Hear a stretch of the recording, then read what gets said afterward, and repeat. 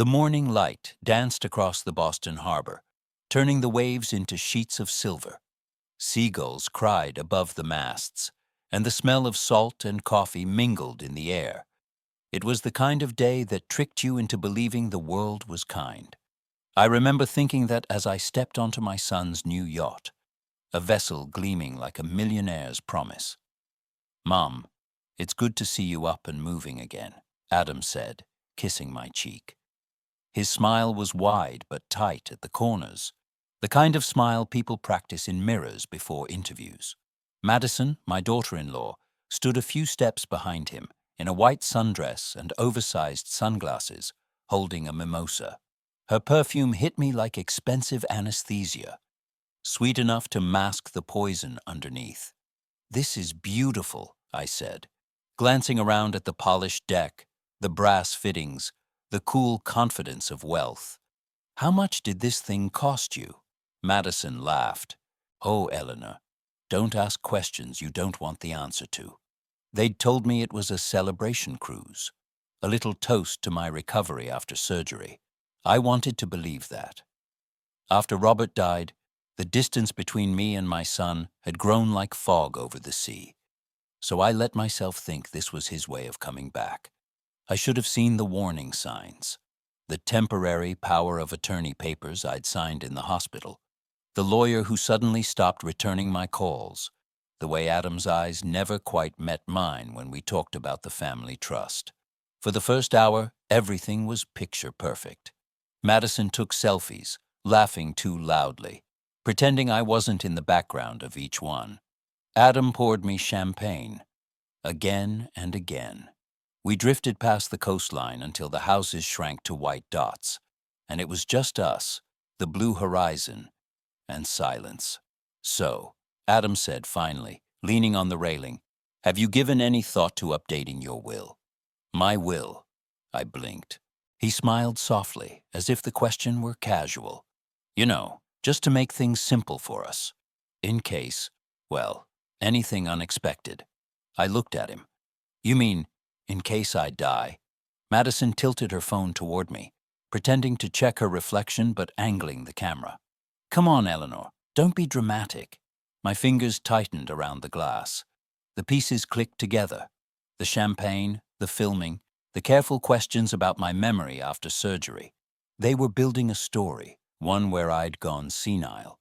A confused old woman with billions in assets and no grasp of reality. "Adam," I said quietly, "I'd like to go back to shore." He didn't move. "I'm afraid that's not possible, Mom." The tone in his voice, cold, firm, detached, froze my heart. Madison stepped closer. "You've been showing signs of dementia. We have documentation. Doctors agree you're not capable of managing your finances anymore." "That's absurd," I snapped. But even as I said it, I knew I was trapped. No witnesses. No one for miles. Just my son and the woman he'd chosen over his own blood. Madison's smile sharpened. "We can do this the easy way or the hard way. And if I refuse?" She leaned in close enough for me to smell the citrus in her drink. "Then it's tragic. An elderly woman, recent surgery, too much medication. She loses her balance on the deck. Happens all the time." Adam looked away. That hurt more than anything. The silence of the boy I once taught to ride a bike, who used to run to me when he scraped his knees. "Go to hell," I whispered. The push wasn't violent. Just a sudden, well-timed shove while I was off balance, staring at the water. For a heartbeat, I saw the sunlight glittering on the waves. Beautiful, merciless, and then I was falling. The shock of the Atlantic hit like ice knives against my skin. My dress ballooned around me, dragging me down. I kicked, broke the surface, gasping, just in time to see the yacht turning, the wake cutting the water where I'd been. They were leaving me. "Mom!" Adam's voice carried faintly, performative panic. But Madison's was steady, cold. "File the petition Monday. She's clearly not competent." Then the sea swallowed their voices, and I was alone. Somewhere, far off, a fishing boat engine growled. I waved weakly, screaming until my throat tore. The last thing I remember before blacking out was a man's rough voice. "Hold on, lady. We've got you." When I woke, I was wrapped in a blanket that smelled of salt and diesel, the wooden deck rocking beneath me. The man who saved me, weathered face, eyes kind but wary, was staring like he'd just pulled a ghost from the ocean. "What happened out there?" he asked. I looked toward the horizon, where the yacht was just a pale speck fading into mist. "My family," I said, voice breaking. "They tried to kill me." His jaw tightened. "Then, ma'am, I guess you're gonna need a new one." Outside, the foghorn wailed, low, mournful, and endless, like the sea itself had just sworn vengeance. By the time dawn crawled through the curtains of Mrs. Chen's seaside inn, the world already believed I was dead. The TV in the breakfast room showed my own obituary, a smiling photo of me from Adam's last birthday party. The caption reading, "Beloved philanthropist lost at sea." I'd never seen a lie printed so beautifully. Mrs. Chen, a sharp-eyed widow with more secrets than the harbor itself, set a cup of black coffee in front of me. "You sure you want to read that, honey?" she asked. "I need to know what story they're selling," I said. The article described me as a fragile, confused woman, suffering from early dementia. They quoted Adam saying, she'd been forgetting things lately. Madison, apparently heartbroken, had told reporters I'd wandered near the railing and slipped. I could almost hear her crocodile tears in every line. I turned off the TV and looked at Mrs. Chen. "They're already rewriting me," I said softly. "But if I'm going to haunt them, I'll need facts, not ghosts." She didn't ask questions, just handed me the keys to her husband's old pickup truck. "Whatever you're planning, don't get caught. Dead women don't get second funerals." That night, I returned to the city. Beacon Hill looked unchanged. Polished brick, silent porches, windows glowing gold. My house stood waiting like a stranger who still remembered my scent. I still had the key. Adam had never asked for it back. Inside, everything was too clean. White sheets covered the furniture, but the air smelled of fresh paint, perfume, and deceit. I moved quietly through the rooms, flashlight trembling in my hand. Then I reached Robert's old study. The desk was covered in papers, medical records, trust documents, and a thick folder labeled The Eleanor Project. My name, turned into a file. My hand shook as I opened it. Inside were printed emails, staged photographs, notes about episodes of confusion. Every moment of forgetfulness they'd forced on me had been catalogued like evidence in a trial I didn't know I was part of. Then something else caught my eye. A birth certificate. "Baby Blake," it read. Mother, Madison Hale, Blake. Father, Adam Blake, born 3 weeks ago. But Madison hadn't looked pregnant a day in her life. My heart slammed against my ribs. A car door slammed outside. Voices. I ducked behind the curtains as headlights swept the living room. "She bought it," Madison was saying as the front door opened. "Dr. Peterson cried like a saint. No one suspects a thing." "And the will?" Adam's voice. "Filed Monday. Victoria says 6 weeks, and it's all ours." Victoria. The name seared into my mind like a brand. I slipped out the back door and into the cold night, crouching among the rose bushes I'd planted 20 years ago. And that's when I heard it. A baby's cry. Sharp, sudden, alive. I froze. A child. In my home. When the lights upstairs flicked off, I ran. My lungs burned by the time I reached the corner where Jack's truck waited. He took one look at me and muttered, "You look like you saw a ghost." "Worse," I panted. "I saw my replacement." Back at the inn, I spread the stolen documents across Mrs. Chen's kitchen table. "They have a baby," I told her and Jack. "They're pretending it's theirs. But the mother, she's gone." Mrs. Chen frowned. "Gone how?" "Dead or disappeared." That's when Mrs. Chen made a call. "You need someone who knows where to look without being seen," she said. The next morning, a man named Daniel Reed showed up. He was calm, professional, and the kind of man who never stopped watching. "You said Victoria?" he asked, jotting notes. "That would be Victoria Kane, estate lawyer. She's been on our radar for a while. Helps families accelerate inheritance through mental incompetence claims." "She kills old people," I said flatly. He didn't argue. "And she's good at it." Daniel started digging. Within days, he uncovered the link. Whitmore Reproductive Services, an exclusive fertility clinic outside Boston. Madison and Adam had paid them cash. The surrogate's name was Lily Harper, 17, from Maine. A runaway. Healthy pregnancy. Then complications. Death ruled natural. But Daniel had contacts. One nurse remembered Lily. She was fine, the nurse said. Smiling, healthy. Then Victoria Kane arrived that morning. After that, she wasn't. I sat in silence, staring at the wall. A teenage girl dead, a baby stolen, my name forged onto a will. "They didn't just steal your money," Daniel said. "They stole lives." I nodded slowly. "Then it's time I take one back." That night, under the thin lamplight of Mrs. Chen's kitchen, I began writing names. Adam, Madison, Victoria, Whitmore, every person who'd turned my death into profit. My list of ghosts to return to. Outside, the tide was rising, restless and dark. For the first time since the yacht, I didn't feel fear. I felt purpose. Dead women don't seek revenge. But I wasn't dead anymore. The front door of my former home creaked open, sunlight pouring across the marble floor like a spotlight on guilt. I sat in my old armchair, the one Robert gave me for our 20th anniversary, legs crossed, hands steady, heart pounding beneath a calm smile. The clock on the wall ticked once, twice, then the sound of keys hitting the tile. Adam froze in the doorway.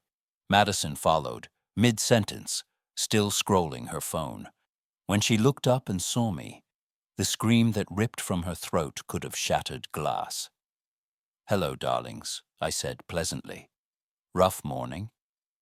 For a moment, no one moved. Even the baby monitor on the counter went silent, as if the whole house was holding its breath. "Mom," Adam whispered. You're alive?" I finished. "Yes. Apparently drowning isn't as permanent as you hoped." Madison's hand trembled as she gripped the edge of the counter. "This isn't possible," she muttered. "The Coast Guard searched." "They searched for debris," I interrupted. "Not survivors. You made sure of that." The color drained from her face. I rose slowly, savoring the sound of my heels on the hardwood. "You two should sit. We have so much to discuss." They obeyed, like schoolchildren caught cheating on an exam. I placed a folder on the coffee table and opened it, revealing photographs Daniel had taken. Madison and Adam shaking hands with Victoria Kane outside a downtown law office. Receipts from Whitmore Reproductive Services. A death certificate for a girl named Lily Harper. "What is this?" Adam croaked. "Evidence," I said softly. "Proof that your precious Victoria runs a murder for inheritance network, and that you, my own son, helped her test it on me." Madison straightened, her fear curdling into arrogance. "None of that will hold up in court. You have no witnesses, no video, no—" I pressed play on the small recorder hidden in my lap. Her voice filled the room, clear and unmistakable, from that day on the yacht. "Say hi to the sharks." Madison went pale. "I've spent the past week collecting everything you built to destroy me," I said, leaning forward. "You staged my confusion. You drugged me. You falsified medical records. But what you forgot, Madison, is that I'm a quick study." Adam's voice cracked. "We didn't mean to." "Oh, Adam," I whispered. "You meant every word. And now you're going to face what you built." He looked toward the nursery, voice breaking. "What about the baby?" "The baby," I said, "isn't yours. You bought him. His mother was 17. Her name was Lily Harper, and she died so you could play family." For a heartbeat, even Madison had no reply. The silence in that house was suffocating. Then she said coldly, "Prove it." I smiled. "You really shouldn't have said that." I stood, walked to the mantel, and picked up a photo frame. Adam and Madison in coordinated black at my funeral. I turned it toward them. "You already confessed more than enough." Just then the doorbell rang. 3 sharp chimes. Madison flinched. Who is that?" "Your friend Victoria," I said. "She's right on time." Madison tried to compose herself. "You called her here?" "Oh, no," I said. "You did. She thinks she's coming to finish me off." The front door opened without invitation. Victoria Kane stepped inside, wearing a tailored navy suit, briefcase in hand, expression calm as a surgeon before the first incision. "Mrs. Blake," she greeted smoothly. "I was told you survived your unfortunate accident. I'm glad to see you well." "Are you?" I asked, my voice sweet as sugar. "Because I've been dying to meet the woman who calls murder estate planning." Her smile didn't falter. "Such ugly words. I prefer inheritance management." She sat across from me, snapping open her case. "You've caused a lot of complications for my clients. But we can make this easy. Sign a few documents, disappear quietly this time, and let the system handle the rest." "Disappear quietly," I repeated. "You've been saying that for years, haven't you?" Victoria tilted her head. "Do you know how many families I've helped find peace?" "How many have you killed?" I asked. Her voice didn't waver. 37, and counting." Madison gasped. Adam whispered, "Jesus Christ." Victoria smiled, serene. "Don't look so shocked. You were part of it, remember?" I glanced toward the framed photo on the wall. A tiny red light blinked beneath the glass. The hidden camera Daniel installed was recording every word. I leaned back, heartbeat steady. "You're right, Miss Kane. I was part of it, just long enough to end it." Her brow furrowed. "End it?" I smiled faintly, the calm before a storm. "Let's just say, the next signature you see will be your own confession." Victoria frowned, scanning the room. Somewhere in the distance, sirens began to wail. "Did you hear that?" I asked softly. "Sounds like justice coming in waves." Outside, the sound grew louder, closer, until the reflection of flashing lights glimmered across the window pane, like the return of a ghost tide. And for the first time since that morning on the yacht, I felt no fear at all. Only the satisfaction of a storm I'd finally learned to summon. Victoria Kane's smirk faltered the moment the sirens cut through the afternoon stillness. Outside, blue and red lights strobed across the living room windows, flashing over the frozen faces of my son and his wife. Then, the front door burst open. "FBI!"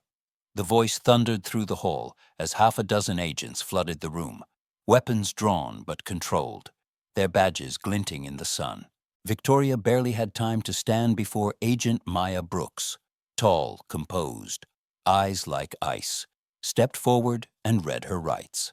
"Victoria Kane, you are under arrest for conspiracy to commit murder, wire fraud, and elder abuse." Victoria tried to bolt, but 2 agents slammed her against the polished floor. Her briefcase fell open, spilling documents like confession letters scattered to the wind. Adam and Madison sat motionless on the couch. The color had drained from Adam's face. Madison's hands shook as she whispered, "This isn't happening." "Oh, it's happening," I said quietly. "You wanted me dead? Instead, I became evidence." Agent Brooks turned to me, offering a small nod. "Mrs. Blake, everything you recorded was transmitted to our secure line. We've been tracking Ms. Kane for 2 years, but you," she smiled faintly, "you just handed us her entire empire on a silver platter." Daniel Reed entered right behind her, his expression equal parts pride and exhaustion. "Nicely done, Eleanor. We got every word. 37 murders, including her next 2 targets, you and the baby." At that, Madison broke. "We didn't know," she cried, clutching Adam's sleeve. "We didn't know she'd—" "Stop," I said. "You knew enough. You knew money mattered more than blood. Adam finally looked up at me. Mom, I'm sorry. I met his eyes, and for a fleeting moment, I saw the boy he used to be, the child who built sandcastles beside me on Cape Cod, laughing when the tide took them away. But the man in front of me had already drowned long before I ever fell into the sea. I hope you mean that, I said softly, because you're going to have a lot of time to think about what sorry really means. The agents led them away one by one. Victoria first, still muttering about inheritance law, then Madison, sobbing, and finally Adam, silent and pale. When the last car door shut, the street fell quiet again, save for the hum of the ocean beyond Beacon Hill. The trials that followed were brutal and public. Headlines screamed, "The Murder Network Exposed." Testimonies revealed a system of forged diagnoses, falsified wills, and accidental deaths across 6 states. The courtroom smelled of old wood and betrayal. Victoria Kane received life without parole. Adam and Madison accepted plea deals, 25 and 20 years, respectively, for conspiracy and accessory to murder. The jury didn't even need to deliberate long. Their greed had spoken louder than any lawyer. But justice, real justice, takes time. It's quieter. It happens after the verdict, when the cameras are gone, and you find yourself sitting on a porch with the sound of waves again, realizing you've survived. That's where I found myself 5 years later, 72 years old, hair silver, heart strangely peaceful. The world called me the billionaire who came back from the dead, but I'd stopped caring about headlines. I had something far more precious, a little boy named Robert Lilly Blake. He was 5 now, with storm gray eyes and a laugh that could break sunlight. He loved fishing with Jack, painting seashells with Mrs. Chen, and asking endless questions about the world. One day he looked up at me and asked, "Grandma, why do people do bad things for money?" I thought of Adam, of Madison, of all the faces in court. I knelt down beside him. "Because they forget what's real," I said. "But we don't forget, do we?" He shook his head solemnly and wrapped his small hand around mine.